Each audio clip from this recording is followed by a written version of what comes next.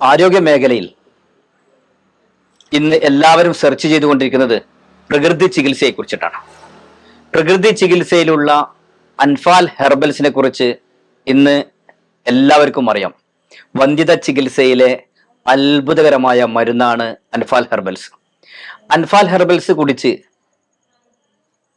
സന്താന ഭാഗ്യം കിട്ടിയ ഒരു ദമ്പതികളുടെ കൂടെയാണ് ഇന്ന് ഞാനുള്ളത്.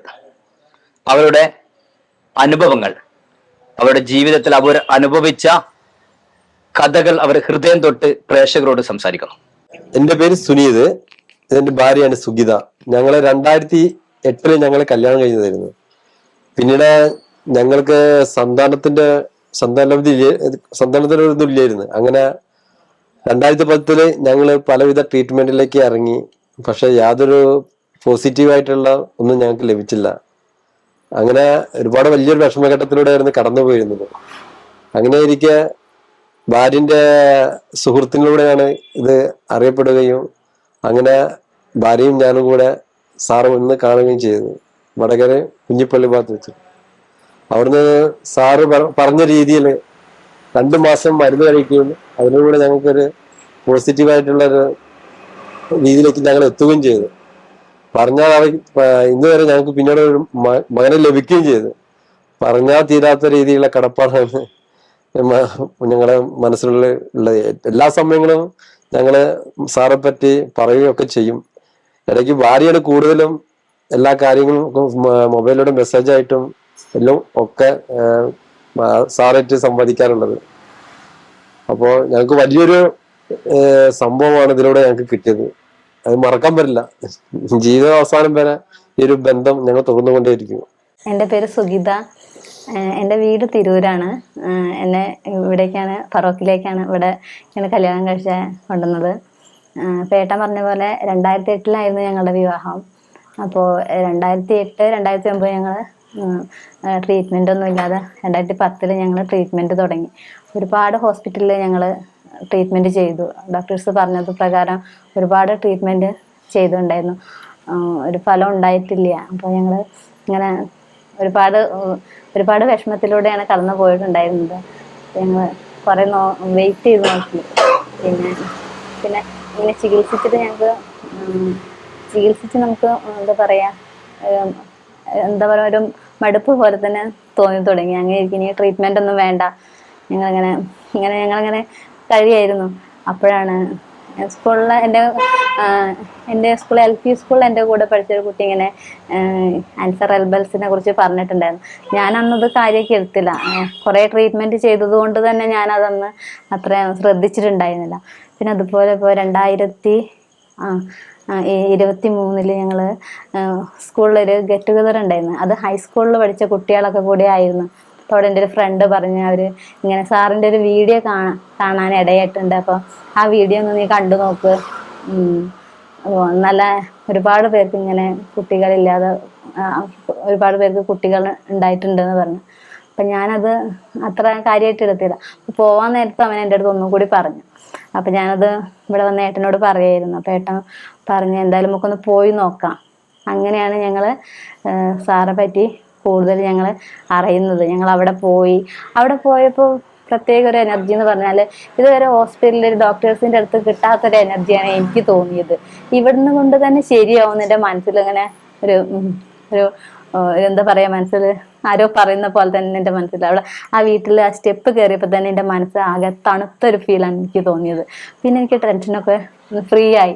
ഞാൻ പിന്നെ ഏട്ടൻ്റെ അടുത്ത് ഞാൻ എപ്പോഴും ട്രീറ്റ്മെൻറ്റിനെ കുറിച്ച് അത് ചെയ്യുക, വെറുതെ ഇരിക്കുന്ന സമയത്ത് അത് ചെയ്യാന്നൊക്കെ അവൻ പറഞ്ഞിട്ടുണ്ടായിരുന്നത്.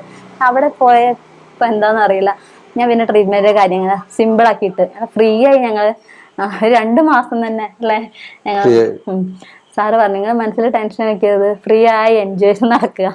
മരുന്ന് കഴിച്ച ശേഷം ഒരു യൂത്തിലേക്ക് എത്തിയത്. അപ്പൊ 2 മാസം ഞങ്ങള് അത് എത്ര മുന്നേ കാണേണ്ടതായിരുന്നു എന്ന് തോന്നിപ്പോയി. അപ്പൊ എല്ലാറ്റിനും ഓരോ സമയം ഉണ്ടെന്ന് പറയുന്നത് ശരിയാണെന്ന് എനിക്ക് അപ്പൊ അന്നാണ് മനസ്സിലായത്. ഞങ്ങളുടെ സമയം അപ്പോഴാവും. അപ്പൊ എനിക്ക് ആ വീട്ടിൽ കയറിയപ്പോൾ തന്നെ എനിക്ക് നല്ലൊരു എനർജിയാണ് കിട്ടിയത്. അപ്പൊ അങ്ങനെ ഞങ്ങൾ ആ മരുന്ന് സാറ് പറഞ്ഞു ഞങ്ങളോട് 2 മാസമാണ് മരുന്ന് കഴിക്കാൻ ഞങ്ങളടുത്ത് പറഞ്ഞിട്ടുണ്ടായിരുന്നത്. പക്ഷെ ഞാനത് കേട്ടത് 3 മാസം നിങ്ങൾ മരുന്ന് കഴിക്കണം എന്നാണ് സാറ് പറഞ്ഞത്. അപ്പൊ ഞങ്ങള് 2 ബോട്ടിൽ, ഒരു ബോട്ടിൽ വാങ്ങി, 1 മാസത്തേക്കുള്ള ഒരു ബോട്ടിൽ വാങ്ങി ഞങ്ങൾ തിരിച്ചു പോന്നു. അപ്പൊ ആ ബോട്ടിൽ കഴിഞ്ഞ് സാറ് പറഞ്ഞ മാതിരി ഭക്ഷണത്തിന് ശേഷം രാത്രിയും അതുപോലെ ഭക്ഷണത്തിന്റെ മുന്നേ പാല് കുടിച്ചിട്ട് കഴിക്കാം. അപ്പൊ സാറ് പറഞ്ഞ പോലൊക്കെ ഞങ്ങൾ ആ മരുന്ന് കുടിച്ചു. 1 മാസം കഴിഞ്ഞ് മരുന്ന് കഴിഞ്ഞ് ഞങ്ങൾ വീണ്ടും പോയി. അങ്ങനെ വീണ്ടും പോയിട്ട് വീണ്ടും ഒരു ബോട്ടിലും കൂടി വാങ്ങി തിരിച്ചു. അപ്പൊ സാറ് വീട്ടിൽ വന്നാൽ, സാറ് വീട്ടിൽ ചെന്നാൽ സാറ് എന്താ പറയാ ഒരു നമ്മളെ അടുത്തൊരാള്, നമ്മളെ വീട്ടിലൊരു ഏട്ടൻ, ഒരു എന്താ പറയാ അങ്ങനെ നമുക്ക് ഫീൽ ചെയ്യുന്ന ഒരു ഇതാണ്. നമ്മൾ രോഗി എന്നുള്ളത് ഇതല്ല സാറിന്റെ അടുത്തുള്ള പെരുമാറ്റം. അപ്പൊ അങ്ങനെ ഞങ്ങൾ എല്ലാ കാര്യങ്ങളും സാറിന്റെ അടുത്ത് ഫ്രണ്ട്ലി ആയിട്ട് തന്നെ പറഞ്ഞു. സാർ എല്ലാ കാര്യങ്ങളും ഞങ്ങൾക്ക് പറഞ്ഞു തന്നു. അപ്പൊ അങ്ങനെ 2ാമത്തെ മാസം ഞങ്ങള് മരുന്ന് വാങ്ങി തിരിച്ചു വന്നു. പിന്നെ അങ്ങനെ അതുപോലെ തന്നെ കണ്ടിന്യൂ ചെയ്തു. മരുന്ന് കഴിച്ച് പിന്നെ മരുന്ന് കഴിച്ച് കഴിഞ്ഞിട്ട് ഞങ്ങൾ ആ മരുന്ന് കഴിഞ്ഞിട്ട് ഞങ്ങൾ അതുപോലെ 3ാമത്തെ മാസം സാറ് അടുത്ത് പോയി. അപ്പൊ സാറ് നിങ്ങൾ എന്തേ വന്നെന്ന് ചോദിച്ചു. അല്ല സാറ് പറഞ്ഞില്ലേ ഞങ്ങൾക്ക് 3 മാസം മരുന്ന് കഴിക്കുന്നത്. ഞാൻ നിങ്ങളിപ്പോ 3 മാസം മരുന്ന് കഴിക്കാൻ പറഞ്ഞിട്ടില്ല, നിങ്ങൾ ഇനി വരണ്ട, മരുന്ന് കുടിച്ചിട്ട് നിങ്ങൾക്ക് ഇനി മരുന്ന് വേണ്ട, ഇത് മതി, നമുക്ക് നോക്കാം എങ്ങനെയുണ്ട്. ഞാൻ മനസ്സിൽ വിചാരിച്ചു, ഇപ്പൊ നമ്മുടെ ഇങ്ങനെ ക്യാഷിനൊക്കെ വേണ്ടിയിട്ടാണെങ്കിലാ അവരൊരു ബോട്ടിലും കൂടി വാങ്ങിക്കോട്ടെ, കഴിച്ചോട്ടെ എന്ന് പറയാണ്. അപ്പൊ സാറ് ശരിക്കും നമുക്ക് മനസ്സിൽ തട്ടി. സാർ അത്രയ്ക്കും എല്ലാവരും ക്യാഷിന് വേണ്ടിയിട്ടല്ല സാറ് പറഞ്ഞു, നിങ്ങൾക്ക് ഇനി മരുന്ന് വേണ്ടാന്നാണ് സാറ് പറഞ്ഞത്. അപ്പൊ തന്നെ എനിക്ക് മനസ്സിലായി. അങ്ങനെ ഞങ്ങൾ മരുന്ന് വാങ്ങാതെ ഞങ്ങൾ തിരിച്ചയച്ചു. സാറ് അന്ന് ഒരു ക്രീം, സാറ് നിങ്ങൾ ഏതായാലും വന്നതല്ലേ എന്നിട്ട് ഒരു ക്രീം സാറ് എനിക്ക് സന്തോഷത്തോടു കൂടി തന്നു. അപ്പൊ ഞങ്ങൾ അതും വാങ്ങി ഞങ്ങൾ സാറോട് യാത്ര പറഞ്ഞ് തിരിച്ചു പോന്നു. അപ്പൊ അങ്ങനെ. പക്ഷെ ഇതിന് പ്രത്യേകത വെച്ചാല് ആ സമയത്തൊന്നും ഭാര്യന്റെ മെൻസസ് സ്പീഡ് ആയില്ല. അത് ഞങ്ങൾ ഇവിടുന്ന് പോയെന്ന് പറഞ്ഞാൽ ബൈക്കിനാ പോയത്. പക്ഷെ ആ സമയത്ത് ഞങ്ങള് എന്തോ സമയം കൊണ്ട് ഞങ്ങളൊന്ന് കലഹിച്ചിട്ടാ പോയത്. ആ കലഹം സാറ് നല്ല രീതിയിൽ ഉപദേശങ്ങളൊക്കെ ചെറുതായിട്ടൊരു വഴക്ക്, സ്കൂളിലൊരു മീറ്റിംഗും കാര്യമൊക്കെ ഓൺലൈനായിട്ട് എനിക്ക് ഉണ്ടായിരുന്നു. അപ്പൊ അതിനെ പറ്റിയൊക്കെ പറഞ്ഞ് അങ്ങോട്ടും ഇങ്ങോട്ടും ചെറുതായിട്ട് പിണക്കത്തിലാണ് ഞങ്ങൾ പോയത്. അവിടെ എത്തിയപ്പോ എല്ലാം കൂളായി, എന്താ പറയാ. അപ്പൊ അങ്ങനെ ആ മരുന്ന് ഞങ്ങൾ വേണ്ടാന്ന് പറഞ്ഞ സാറ് ഞങ്ങളെ തിരിച്ചയച്ചു. അപ്പൊ ഞങ്ങൾ വാങ്ങിയില്ല. അപ്പൊ എന്തായാലും നോക്കാം എന്നൊക്കെ കരുതി ഇങ്ങനെ നല്ല സന്തോഷത്തിൽ തന്നെ വീട്ടിലിരുന്ന്. അങ്ങനെ ഞങ്ങക്ക് പിന്നെ 3ാമത്തെ ഒരു ബോട്ടിലോ ആവശ്യം വന്നില്ല. ആ മാസം തന്നെ ഞാനിങ്ങനെ പ്രഗ്നന്റ് ആയി. ആദ്യം ദൈവത്തിനോടാണ് ഞങ്ങൾക്ക് നന്ദി അറിയിക്കുന്നത്. അത് കഴിഞ്ഞാൽ ഞങ്ങൾ ഷുക്കൂർ സാറിനോട് ഞങ്ങൾ എന്നും കടപ്പെട്ടിരിക്കും. ഞങ്ങളുടെ ജീവിതത്തിലെ വലിയൊരു സന്തോഷമാണ് സാറ് ഞങ്ങൾക്ക് തന്നിട്ടുണ്ടായി. ഞങ്ങൾ ഇന്ന് സാറോട് കടപ്പെട്ടിട്ട് ഇരിക്കും. അതുപോലെ കുട്ടികളില്ലാത്തവർ ഒരുപാട് പേര് എൻ്റെ അറിവിലുണ്ടായിരുന്നു. ഞങ്ങളിങ്ങനെ ഹോസ്പിറ്റലിൽ പോണ കാരണം ഒരുപാട് പേര് കുട്ടികൾ ഇല്ലാന്നിങ്ങനെ പറഞ്ഞിട്ട് നമ്മുടെ അവരുടെ കോണ്ടാക്ട് ഉണ്ടായിരുന്നു. അപ്പൊ ഇങ്ങനെ നമ്പറൊക്കെ മേടിക്കായിരുന്നു. അപ്പൊ അങ്ങനെ അവരുടെ അടുത്തൊക്കെ ഞാൻ പറഞ്ഞിട്ട് ഒരുപാട് പേര് സാറടുത്ത് കാണാൻ പോയിട്ടുണ്ട്. അപ്പൊ അങ്ങനെയൊക്കെ നല്ലൊരു അനുഭവമാണ്. ഞങ്ങള് എത്തിപ്പെടാൻ വൈകിട്ടില്ല, ഞങ്ങളുടെ സമയം എപ്പോഴന്നെ ആയിരിക്കും എന്ന് വിശ്വസിക്കുന്ന ആൾക്കാരാണ്. അപ്പൊ എന്തായാലും നന്ദി. അൻസൽ ഹെർബൽസിന് ഒരുപാട് താങ്ക്സ്. ശരിക്കും പറഞ്ഞാല് എത്ര വർഷമായിരുന്നു കല്യാണം കഴിഞ്ഞിട്ട് 16ാമത്തെ വർഷമാണ്. 16 വർഷം. ഇതുവരെ പ്രഗ്നന്റ് ഒന്നും ആയിട്ടില്ല. പല ട്രീറ്റ്മെന്റും ചെയ്തിട്ടൊന്നും പ്രഗ്നൻസി IVF ഒക്കെ പറഞ്ഞതായിരുന്നു. ചെയ്തിട്ട് നമുക്ക് IVF നോക്കാന്ന് പറഞ്ഞത്. IVF-നും അത് 100% പറയുന്നില്ല. ഉള്ളൂ. അപ്പൊ പിന്നെ ദൈവാനുഗ്രഹം, അതിനപ്പുറം പറയാനില്ല. പിന്നെ ഈ ഒരു മരുന്നിനെ കുറിച്ച് പറയുമ്പോൾ 1200-300 വർഷങ്ങൾക്ക് മുമ്പ് അറബിയൻ ഗ്രന്ഥങ്ങളിൽ ഈ മരുന്ന് എഴുതി വെച്ചിട്ടുണ്ട്. പിന്നെ അറബിയൻ പത്രങ്ങളായ അൽ റിയാദ് സൗദിയൻ പത്രത്തിന്റെ ഫസ്റ്റ് പേജിൽ ഇതിന്റെ വാർത്ത വന്നിട്ടുണ്ട്. അൽ അംബാഹ് എന്ന് പറയുന്ന കുവൈറ്റ് പത്രത്തിൽ ഫസ്റ്റ് പേജിൽ വന്നിട്ട് വാർത്ത വന്നിട്ടുണ്ട്. ദുബായിലുള്ള അൽ ഇമ്രാത്ത് എന്ന് പറയുന്ന പത്രത്തിലും ഇതിന്റെ ഫസ്റ്റ് വാർത്ത വന്നിട്ടുണ്ട്.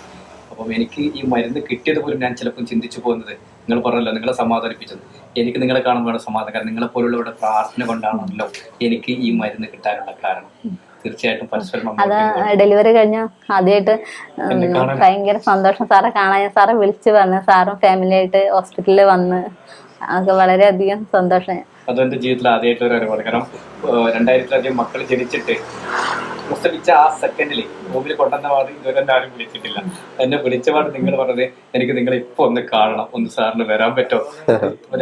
ഞാൻ സാറ് തിരക്കായിട്ട് എന്തെങ്കിലും ബുദ്ധിമുട്ടായിട്ട് വരാൻ പറ്റില്ല എന്ന് തന്നെയാണ് സാറ് വന്നത്. എന്ത് തിരക്കുണ്ടെങ്കിലും കാരണം ഹൃദയത്തിനുള്ളിൽ നിന്ന് വരുന്ന വാക്കുകളാണല്ലോ. ഏതായാലും വളരെ സന്തോഷം. ഞങ്ങൾ ഒരുപാട് വിഷമായിരുന്നു അച്ഛനും അമ്മയ്ക്കും ഞങ്ങളുടെ ഫാമിലി മൊത്തത്തിൽ ഞങ്ങളെ കാര്യം ആലോചിച്ചിട്ട് എന്നൊക്കെ വലിയൊരു കരകയറ്റലാണ്. അച്ഛന്റെ കണ്ണീരൊന്നും കാണാൻ വയ്യായിരുന്നു. ഞങ്ങളിപ്പോ ഈ വീട്ടിൽ കയറി വന്നപ്പോ നിങ്ങളെ സ്വീകരിച്ചത് തന്നെ മതി, ഞങ്ങൾക്ക് മനസ്സിലായി എന്താണ് സന്തോഷം. ഞങ്ങൾ വലിയ ഫാമിലിയാണ്, എല്ലാവരും ഒരുമിച്ച്. ഞങ്ങളുടെ കാര്യത്തിൽ വലിയൊരു വിഷമായിരുന്നു എല്ലാവർക്കും. അതെ അതെ, അല്ല കണ്ടല്ലോ നിങ്ങളുടെ നിങ്ങൾക്കൊരു ഹാപ്പി ആയപ്പോ ഞങ്ങൾ കാണാൻ വേണ്ടി അപ്പം കുടുംബക്കാരെല്ലാരും ഇപ്പൊ ഇവിടെ ഈ വീട്ടിന്റെ ഉള്ളിലാണല്ലോ എല്ലാവരും വന്നിട്ടുള്ളത്. ഇതുപോലെ എല്ലാവരോടും എനിക്കും പറയാനുള്ളത്, നിങ്ങൾ ഒരുപാട് ചികിത്സയിലാണ്, ഒരുപാട് മരുന്നുകൾ കുടിച്ചുകൊണ്ടിരിക്കുന്നുണ്ട്. എന്തെങ്കിലും കാരണത്താൽ ആ മരുന്നുകൾ ഫലിക്കുന്നില്ലെങ്കിൽ നിങ്ങൾക്ക് ഇതും ഒന്ന് അല്ലെ, എന്താണ് പറയാനുള്ളത്? എന്തായാലും ഈ മരുന്നിനെ പറ്റി എന്ത് പറയാൻ വാക്കുകളില്ല. ഈ മരുന്ന് എന്താ പറയാ, നമ്മള് കൂടുതൽ എനർജറ്റിലേക്കും കൂടുതൽ യൂത്തിലേക്കും കൊണ്ടുവരാം. എങ്ങനെ വേറെ ലെവലിലേക്ക് വേറെ ട്രീറ്റ്മെന്റ് ആണെങ്കിലും മരുന്ന് കഴിക്കുമ്പോ നമുക്ക് ക്ഷീണവും കാര്യങ്ങളൊക്കെ ഇതൊന്നുമല്ല. ഇതിന്റെ പ്രത്യേകത എഴുതിയത് ഇത് അറബികൾക്ക് കഴിച്ചുകൊണ്ടിരിക്കുന്നത് ഒന്ന് യുവത്വം നിലനിർത്താൻ, സെക്സിന് വേണ്ടി, സൗന്ദര്യമുള്ള കുട്ടി ജനിക്കാൻ വേണ്ടിയിട്ടാണ്. അപ്പം യുവത്വം നിർത്താനും നമ്മൾക്ക് ഇത് നിങ്ങളുടെ ലൈഫിൽ മനസ്സിലായിട്ട് അതെങ്ങനെ പറയും, വാക്കുകളില്ല. അതെന്താ എങ്ങനെയാന്ന് പറയാൻ അറിയില്ല. പക്ഷെ എന്താ പറയാ, ഇനി കൂടുതൽ പൈസ മുടക്കൊന്നും ഇങ്ങനത്തെ സംരംഭം അതിലേക്ക് പോകണം. നല്ലൊരു സംവിധാനം സാറ് കൊടുത്തുകൊണ്ടിരിക്കുന്നത് ലോകശ്രദ്ധ പിടിച്ചു പറ്റും, ഉറപ്പാ. ഇപ്പൊ ഈ നിങ്ങൾ പ്രസവിക്കുന്ന സമയത്ത് 11 കുടുംബങ്ങളാണ് പ്രസവിച്ച് കിടക്കുന്നത് വ്യത്യസ്തമായ ഹോസ്പിറ്റലുകളിൽ. അതെല്ലാം 18, 16, 15, 10 ഇങ്ങനെയുള്ള വർഷങ്ങളാണ്. ആ സമയത്ത് തന്നെയാണ് 37 കുടുംബങ്ങളിൽ സന്താന വിശേഷമായ സമയമാണ്. നിങ്ങൾ 11 പേര് പ്രസവിക്കുമ്പോൾ വേറെ 37 പേര് വിശേഷത്തിലാണ്. അത് വലിയൊരു അനുഗ്രഹമാണ്. ഇതാണ് ഞങ്ങൾ കുട്ടി, നിങ്ങളുടെ ഞങ്ങളുടെ കുട്ടി.